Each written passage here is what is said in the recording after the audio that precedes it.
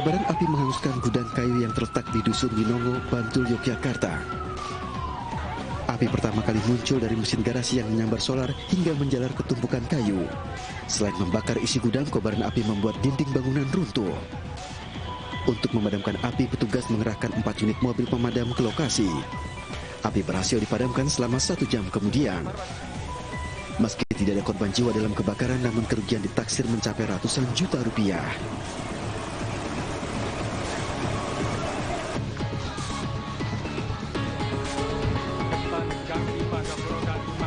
Selain di Bantul, Yogyakarta, kebakaran juga menghanguskan gudang penyimpanan barang elektronik bekas di Tambak Pring, Surabaya. Api muncul dari gudang dan merambat ke bagian lain.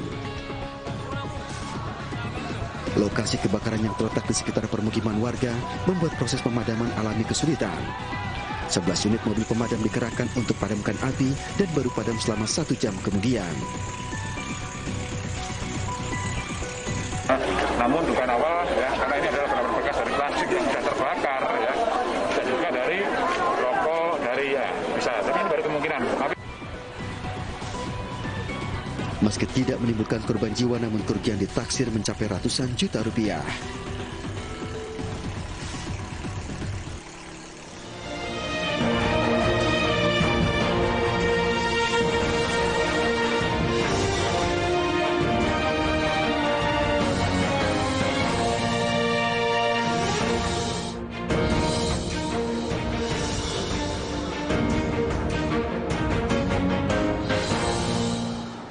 Selamat malam, apa kabar pemirsa? Menemani istirahat Anda bersama keluarga, kami hadirkan rangkaian informasi penting yang kami pilihkan dalam iNews Prime. Saya Latif Sregar. Aksi nekat ABK kapal penangkap cumi melompat dari kapal membuahkan hasil. Meski harus terombang-ambing selama 3 malam, ia berhasil selamat.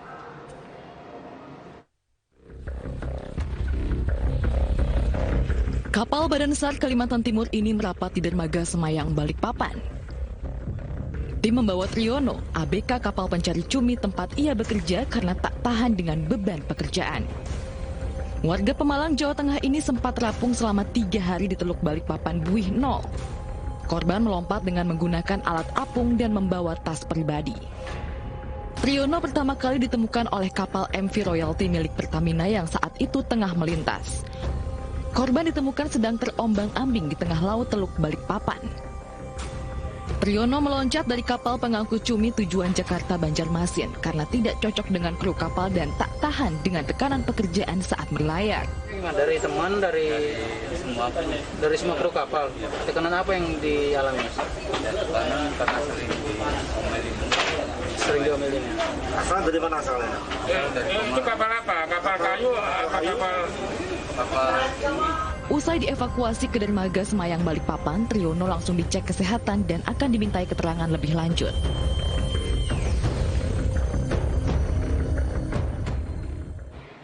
Pemakaman jenazah pasien COVID-19 di Batubara, Sumatera Utara berlangsung ricuh. Keluarga korban histeris di pemakaman setelah melihat jenazah korban hanya ditutup dengan sehelai kain tipis.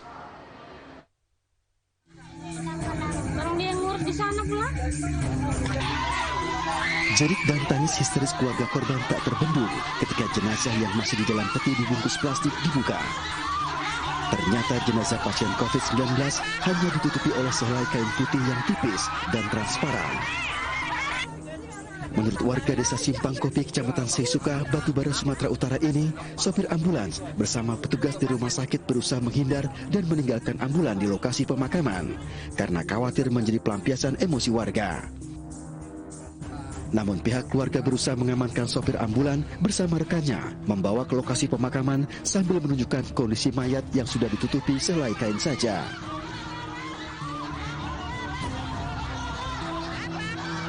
Setelah dibuka abang saya yang nomor 2, bahwasannya kain kafannya itu transparan, maaf cakapnya, dari dada sampai kemaluannya nampak. Menurut keluarga, kakak kandungnya dirawat di Rumah Sakit Bayangkara Tebing Tinggi dan meninggal dunia karena COVID-19. Pihak rumah sakit kemudian meminta keluarga memakai alat pelindung diri untuk memakamkan jenazah. Namun ketika dikonfirmasi, Lasma, salah satu dokter yang menangani bagian isolasi Rumah Sakit Bayangkara, enggan untuk memberikan keterangan. Bagaimana kelanjutan kasus mayat yang diambil oleh keluarga? Kita terhubung dengan Padli Pelka yang berada di Batubara, Sumatera Utara. Padli, selamat malam. Malam, Latif. Bagaimana kelanjutan kasus jenazah COVID tadi itu? Kelanjutannya sampai dengan hari ini, jenazah sudah dimakamkan, dan pada saat proses pemakaman berlangsung, keluarga sudah sepakat untuk melakukan proses pemakaman secara prokes COVID-19. Namun ketika jenazah korban dimasukkan ke dalam kuburnya, salah satu keluarga meminta untuk petinya dibuka. Setelah petinya dibuka, kelihatan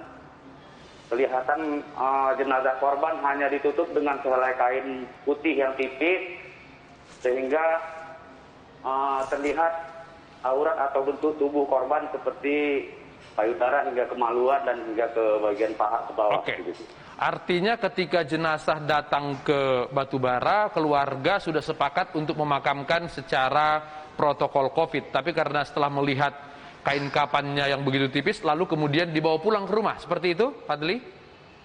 Iya, benar.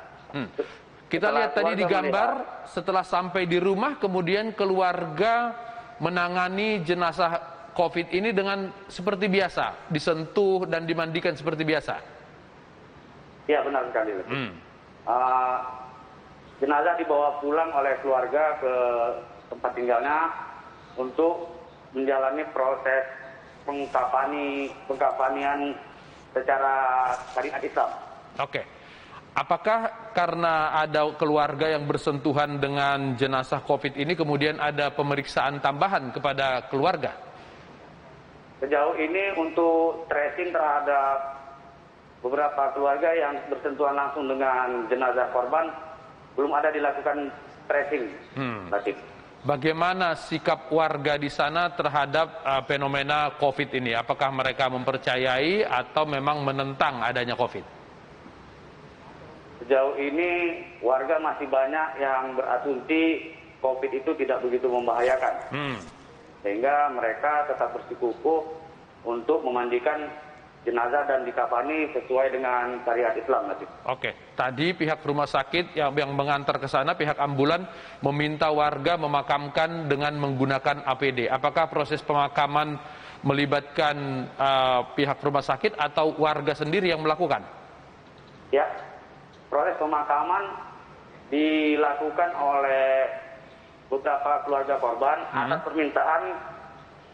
permintaan dari pegawai yang dari rumah sakit yang mengantarkan ambulan. Artinya mereka memakamkan tidak menggunakan APD dan bersentuhan dengan jenazah, ya Padli, ya?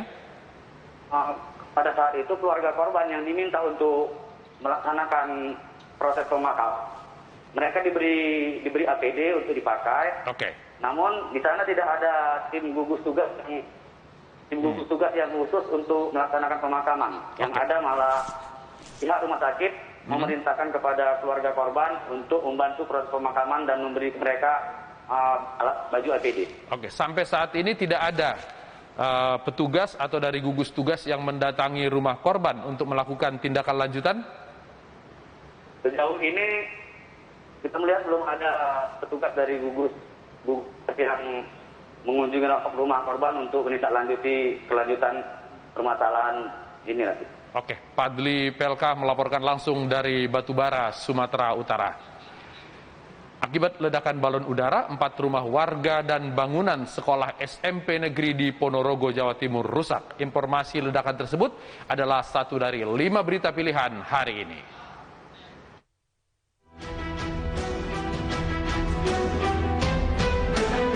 Empat rumah warga dan 1 gedung sekolah SMP Negeri 2 Kauman Ponorogo, Jawa Timur hancur terkena ledakan petasan balon udara. Kuatnya daya ledakan membuat jendela, daun pintu hingga dinding rumah warga hancur. Sejumlah sarana prasarana sekolah mulai dari plafon hingga jendela ruang kelas pecah.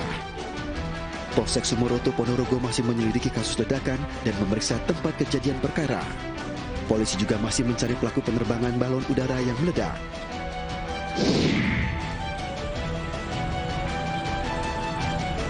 Kobaran api membakar limbah palet di kawasan Balaraja, Kabupaten Tangerang, Banten. Diduga kebakaran terjadi disebabkan pengisian daya telepon genggam milik pekerja yang meledak dan menyambar bahan kimia yang ada di lokasi. 2 unit mobil pemadam kebakaran diterjunkan untuk memadamkan api. Api dapat dijinakkan selama 2 jam dan tidak ada korban jiwa dalam kebakaran. Kerugian ditaksir mencapai puluhan juta rupiah.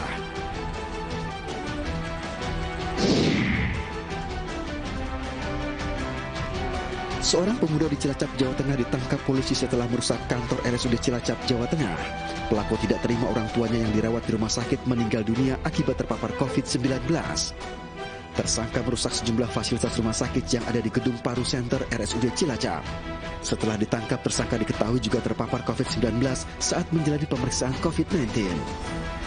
Tersangka kini harus mendekam di sel tahanan Polres Cilacap untuk mempertanggungjawabkan perbuatannya.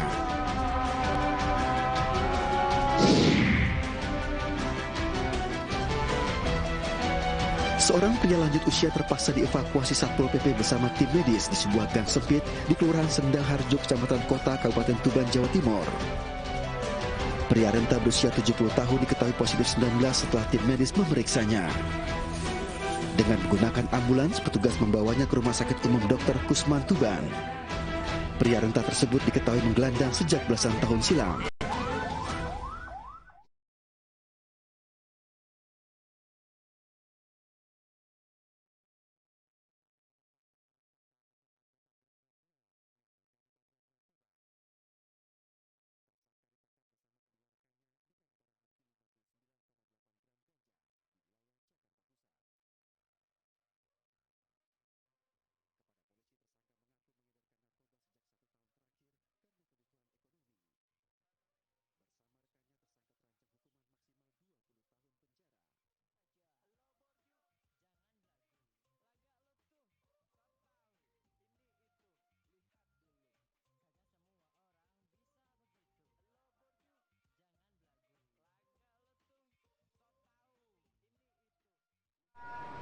Anggaran pengadaan baju untuk anggota DPRD Kota Tangerang benar-benar fantastis. 1,2 miliar rupiah. Kami akan berbincang dengan anggota DPRD Tangerang dan penggiat anti korupsi. Sesaat lagi tetap di iNews Prime.